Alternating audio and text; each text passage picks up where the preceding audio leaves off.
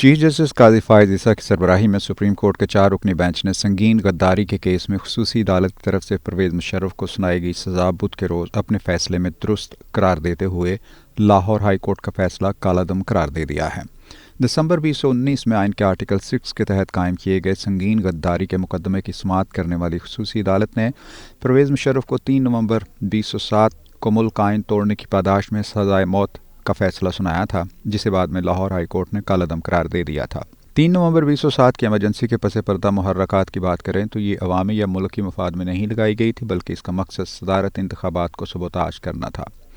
پرویز مشرف کو supreme court سے انتخابات میں حصہ لینے کی مشروط اجازت ملنے کے باوجود انہوں نے آئین معطل کیا اور ملک میں ایمرجنسی لگا دی۔ اس ایمرجنسی کا ایک محرک وہ لڑائی بھی تھی جو اس وقت 2 ریاستی ستونوں یعنی مقننہ اور عدلیہ کے درمیان جاری تھی، کیونکہ پرویز مشرف نے ایک خط کو بنیاد بنا کر اس وقت کے چیف جسٹس افتخار محمد چودھری کو ان کے عہدے سے ہٹا دیا تھا۔ پرویز مشرف کی ابھی عدلیہ کے ساتھ محاذرہ ختم بھی نہیں ہوئی تھی کہ لال مسجد تنازع نے سر اٹھا لیا۔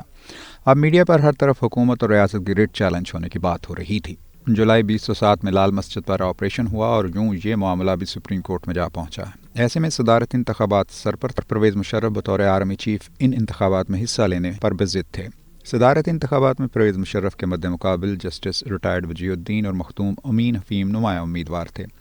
جسٹس ریٹائرڈ وجیہ الدین نے اس معاملے کو سپریم کورٹ میں چیلنج کر دیا کہ کیسے ایک سرکاری ملازم انتخابات میں حصہ لے سکتا ہے۔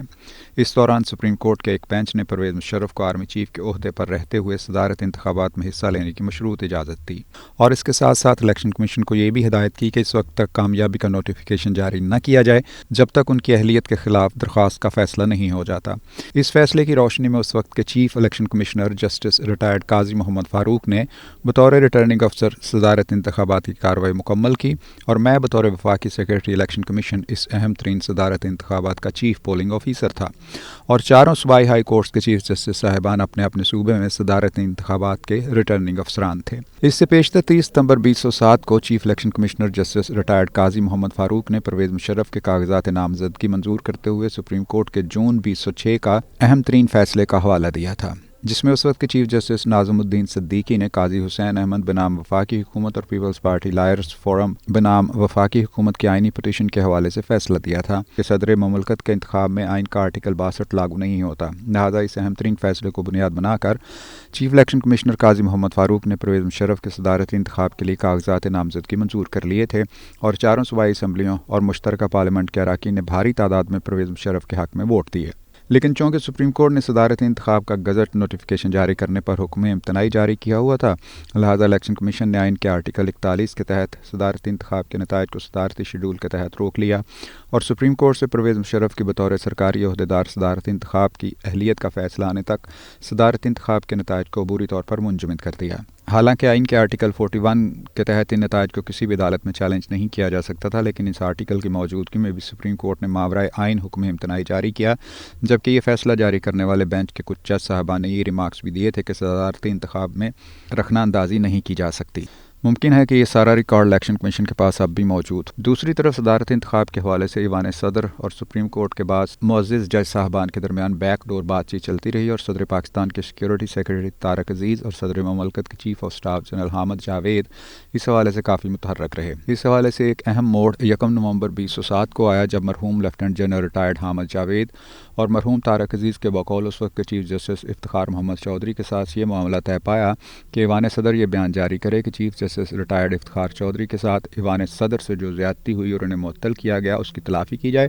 اور یہ بھی کہ ان کے خلاف سپریم جوڈیشل کونسل کو بھیجے جانے والا ریفرنس غلط فہمی کی وجہ سے جاری ہوا۔ بقول lieutenant general retired Hamid Javed اس کے بدلے میں chief justice retired Iftikhar Chaudhry نے صدر پرویز کو یہ یقین دہانی کرائی کہ وہ ان کے صدارتی انتخاب کو آئین کے مطابق قرار دے دیں گے اور یہ معاملہ یہیں ختم تصور کیا جائے۔ لیکن بدقسمتی سے بعض سازشی عناصر جو ہر وقت صدر مملکت اور وزیر اعظم کو گھیرے رہتے تھے، انہوں نے 2 نومبر 2007 کی رات صدر مملکت پرویز مشرف کو بریفنگ دی کہ چیف جسٹس افتخار محمد چودھری اپنے وعدے سے منحرف ہو گئے ہیں اور وہ صدارتی انتخاب کو کالعدم قرار دے رہے ہیں۔ جس سے حکومتی ڈھانچے اور وفاق کو ناقابل تلافی نقصان پہنچنے کا احتمال ہے۔ بقول lieutenant general retired Hamid Javed مرحوم کے یہ بریفنگ اس وقت کے اٹارنی جنرل ملک عبدالقیوم اور ایک غیر سرکاری شخصیت نے دی تھی، جس پر 3 نومبر 2007 کو ملک میں ایمرجنسی لگانے کا فیصلہ ہوا تاکہ صدارتی انتخاب کی راہ میں موجود تمام رکاوٹوں کو ختم کیا جائے۔ لہٰذا رات 8 بجے ہنگامی طور پر ایوان صدر میں جسٹس عبدالحمید ڈوگر نے بطور چیف جسٹس آف پاکستان حلف اٹھا لیا۔ میں بطور وفاقی سیکرٹری الیکشن کمیشن اس تقریب میں موجود تھا۔ نومبر 2007 کی ایمرجنسی کو قانونی حیثیت دے دی گئی تھی اور اس ایمرجنسی کے باوجود پارلیمنٹ، 4 صوبائی اسمبلیاں اور حکومتیں فعال رہیں اور کاروبار حکومت بھی چلتا رہا، اور 15 نومبر 2007 کو قومی اسمبلی اور 4 صوبائی اسمبلیاں